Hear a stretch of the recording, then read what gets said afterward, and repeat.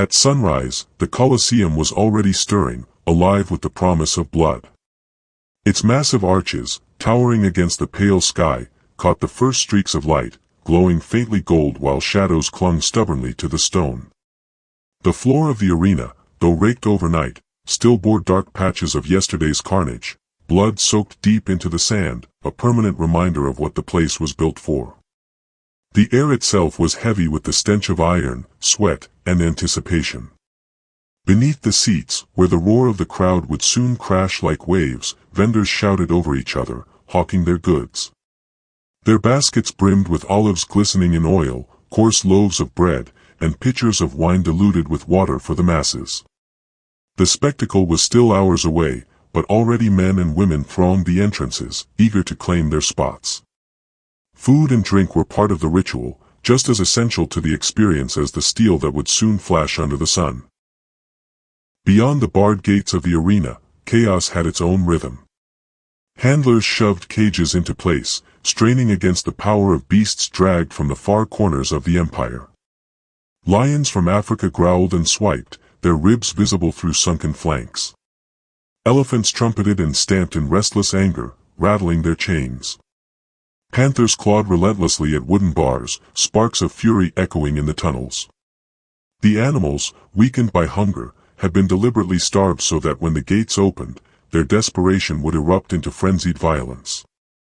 From deep below the Colosseum's belly came the unmistakable clang of steel striking steel. These were not the lazy swings of training, but the deliberate testing of killing blades. Sword edges hissed against whetstones, spear tips were sharpened to piercing points, and armor straps tightened across scarred torsos. The metallic notes rang through the dark tunnels like the overture of a grim symphony. Above, the seats filled and the hum of voices swelled into a roar, the crowd's anticipation vibrating through the stone itself. Tens of thousands poured into the amphitheater, nobles draped in purple, senators seated in their honored rows, merchants with families, beggars pressed into corners, and slaves who carried trays of refreshments. Every face, no matter the rank, bore the same hunger for spectacle, for the intoxicating thrill of violence displayed in ritual form. The Roman arena was not just sport. It was control, theater, and propaganda all fused together. Here, death was made entertainment. The emperors understood this better than anyone. They flooded the arena with naval battles, staged hunts of exotic beasts, and forced prisoners to act out myths that ended not with applause but with corpses. None of this was by accident. It was policy woven into the very fabric of Rome's empire. When the crowd cheered, it wasn't just for the show. It was a declaration of loyalty, shouted loud enough to echo across centuries. And today, we walk into that shadow.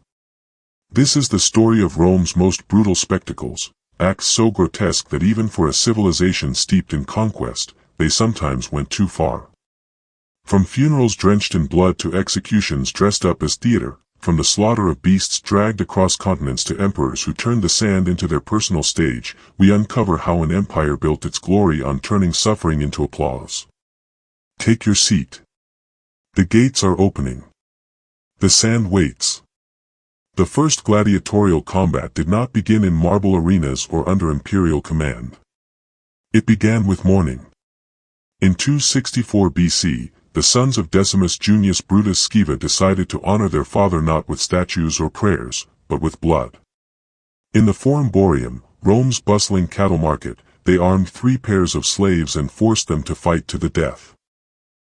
The air was thick with the smell of dung and smoke, hardly the setting for noble remembrance, but the message was unmistakable. This was not mere entertainment. It was duty, what the Romans called a munus, an obligation owed to the dead. Its roots stretched far beyond Rome. In Campania, warriors had been sacrificed at graves to appease restless spirits. Over time, ritual slaughter shifted to combat between chosen men. The Samnites, Rome's fierce rivals, held such contests regularly, and the Romans, always adept at adapting the customs of their enemies, adopted them eagerly. For Roman elites, burying a man with treasures displayed wealth. Burying him with a blood-drenched spectacle displayed power. But funerals were only the beginning. By the 3rd century BC, Rome's leaders discovered that these games could serve politics as much as piety. Religious festivals once solemnly devoted to Jupiter now featured gladiatorial combats. Senators cloaked them as acts of devotion, but the people knew this was state-sanctioned violence, designed to keep loyalty sharp and visible. Even the gladiators' armor carried meaning. Fighters dressed in the garb of conquered enemies, Samnites with heavy shields, Thracians with curved blades, Gauls with broad swords. Every blow and every fall replayed Rome's victories, death transformed into propaganda. Wooden stands soon gave way to permanent amphitheaters. What had once been private obligation became public theater. Blood no longer honored only ancestors. It honored the state itself. Each spectacle declared Rome's supremacy, its command not just over men and armies, but over life and death. What had started as ritual now became obsession. Rome discovered it could control not just how people lived, but how they perceived dying. And once that power was unleashed, it was never given back. The Colosseum did not echo only with the cries of men. It thundered with the roars of beasts dragged from every edge of the known world. Lions from Africa, leopards from Asia, crocodiles from the Nile, giraffes from the deserts, all paraded into the sand not as wonders of nature but as victims in a carnival of slaughter. Romans called these spectacles venations, hunts. They were not about survival but domination, proof that Rome could capture the wild and destroy it for sport. Julius Caesar set the precedent. In 46 BC, he displayed a giraffe, the first ever seen in Europe. Romans had no word for such a creature, calling it a camelopard, half camel, half leopard. Its rarity mattered little. It was thrown into the arena to be butchered. The message was clear: if Rome could seize the strangest beasts alive, it could conquer anything. The killings escalated. When the Colosseum opened in AD 80, Emperor Titus presided over the slaughter of more than 9,000 animals in a single festival. Archaeologists later uncovered bones marked with signs of deliberate starvation, proof that predators were weakened to ensure swift, bloody kills. Even elephants, once feared on the battlefield under Hannibal, were driven into the arena only to be massacred for applause. The logistics themselves were part of the spectacle. Caravans dragged cages across burning deserts. Ships floated them down rivers. Handlers risked claws and tusks simply to deliver living trophies to Rome. Seeing a panther in the wild was dangerous enough. Watching one burst from a cage before 50,000 screaming citizens, that was power turned into theater. Every animal was a souvenir of conquest, proof that Rome's reach had no boundaries. Some emperors even claimed the stage themselves. Commodus, obsessed with spectacle, dressed as Hercules and slaughtered beasts before the crowd, pretending to be a god. But everyone could see the truth: the animals were maimed, chained, or half-starved. His victories were rigged, his godhood a fragile lie. Yet the people cheered, because silence in the face of an emperor's vanity could mean death. The ecological cost was staggering. Ancient writers lamented how lions, leopards, and elephants grew scarce in their homelands after decades of Roman hunts. Entire species were pushed toward extinction. The Colosseum was not just a theater of death, it was an ecological disaster. But for Rome, extinction meant nothing. What mattered was the illusion that nature itself could be captured, starved, and destroyed for sport. When we picture gladiators, we imagine noble combatants, equals locked in honorable duels. The truth was far darker. Rome thrived on imbalance, engineering contests for cruelty.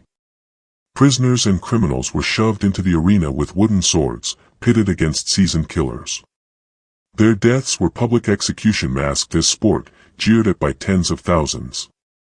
Even trained gladiators faced absurd odds. Sometimes one man fought several foes.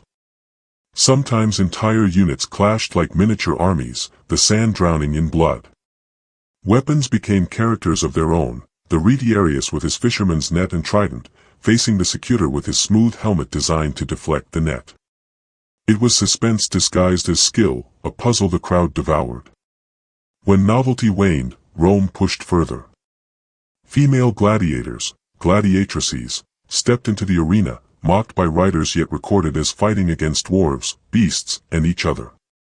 Their presence blurred boundaries but underscored a harsher truth: no one was safe from Rome's appetite for spectacle. Even armor was twisted into cruelty. Some helmets narrowed vision until fighters stumbled half-blind, turning combat into a grotesque comedy for the stands. Others were so heavy that simply raising one's head was torment. Armor was not always protection. Sometimes it was punishment. The theater of cruelty extended beyond combat. Executions became performances. Rome called it damnatio ad bestias, condemnation to the beasts. Criminals, deserters, rebels, and prisoners of war were transformed into unwilling actors in plays of blood.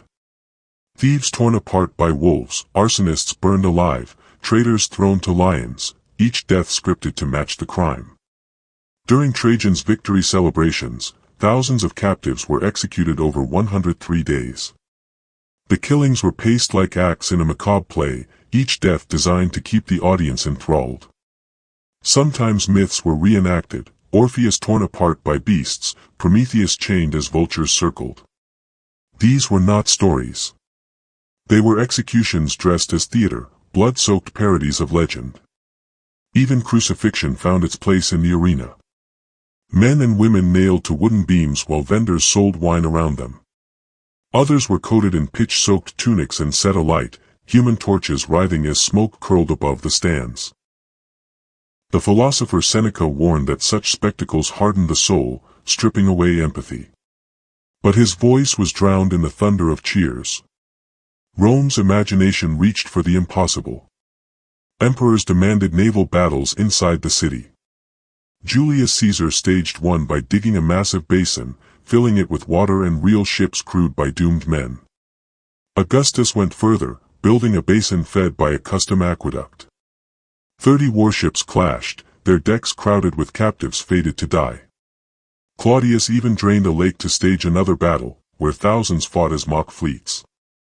The words, morituri te salutant, those who are about to die salute you, are said to have echoed here, whether rehearsed or desperate, summing up the hopelessness of men forced into slaughter for applause.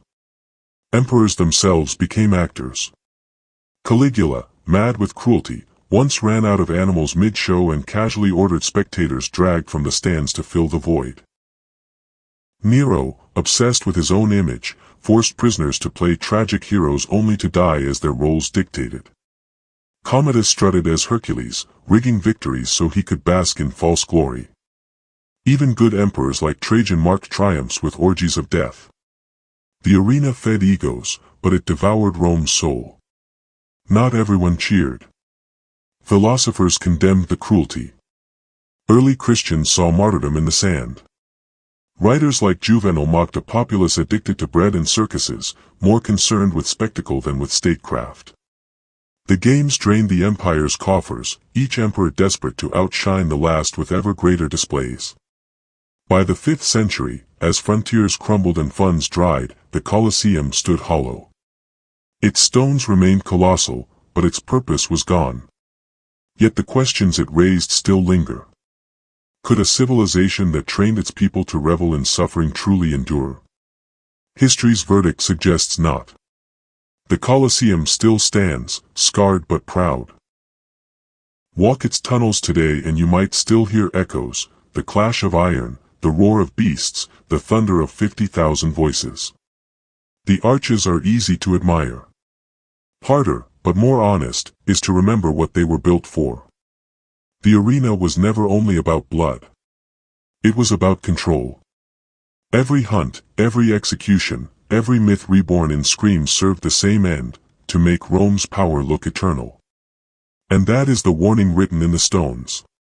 A society that glorifies cruelty will eventually collapse beneath the weight of its own applause.